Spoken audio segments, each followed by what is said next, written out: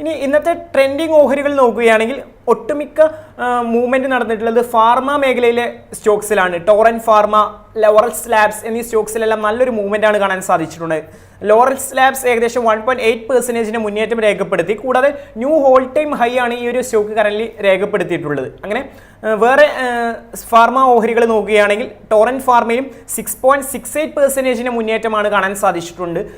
അത് proper breakout ക്യാനലാണ് current form ചെയ്തിട്ടുള്ളത്. 3692 എന്ന ഹൈ റിജക്ഷൻ സോൺ മറികടക്കുന്ന ടോറന്റ് ഫാർമയാണ് കറന്റ് കാണാൻ സാധിക്കുന്നത്.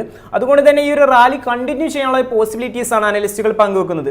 മറ്റൊരു ട്രെൻഡിങ് ഓഹരിയായ ബയോകോൺ, അതായത് ഫാർമ മേഖലയിലുള്ള ഈ ഒരു ഓഹരിയിലും നേരിയ തോതിലുള്ള മുന്നേറ്റം ഏകദേശം 0.57% മുന്നേറ്റമാണ് കാണാൻ സാധിക്കുന്നത്. ഈ ഒരു ഓഹരിയെ സംബന്ധിച്ചിടത്തോളം 29th ഒക്ടോബറിലാണ് പ്രോപ്പർ ബ്രേക്ക്ഔട്ട് ക്യാനൽ ഫോം ചെയ്തത്. അതായത് 371 എന്ന ഹൈ റിജക്ഷൻ സോൺ മറികടക്കുന്ന ബയോകോൺ ആണ് റീസെന്റ് കാണാൻ സാധിച്ചിട്ടുണ്ടായിരുന്നത്. അതിനുശേഷം ഈ ഒരു സോൺ പ്രോപ്പർ റീടെസ്റ്റ് സോണായി ആക്ട് ചെയ്ത് അതിനുശേഷം കണ്ടിന്യൂസ് അപ്സൈഡ് റാലിയാണ് കാണാൻ സാധിച്ചിട്ടുണ്ടായിരുന്നത്. ഈ ഒരു ഓഹരിയെ സംബന്ധിച്ചിടത്തോളം റിലേറ്റീവ് സ്ട്രെങ്ത് ഇൻഡിക്കേഷൻസ് എല്ലാം പോസിറ്റീവായിട്ടാണ് കാണാൻ സാധിക്കുന്നത്. അതുകൊണ്ട് തന്നെ പ്രോപ്പറായി മാർക്കറ്റിൽ നമുക്ക് സെക്ടർ റൊട്ടേഷൻ വർക്ക് ആവുന്നത് പോലെയാണ് അനലിസ്റ്റുകൾ പങ്കുവെക്കുന്നത്.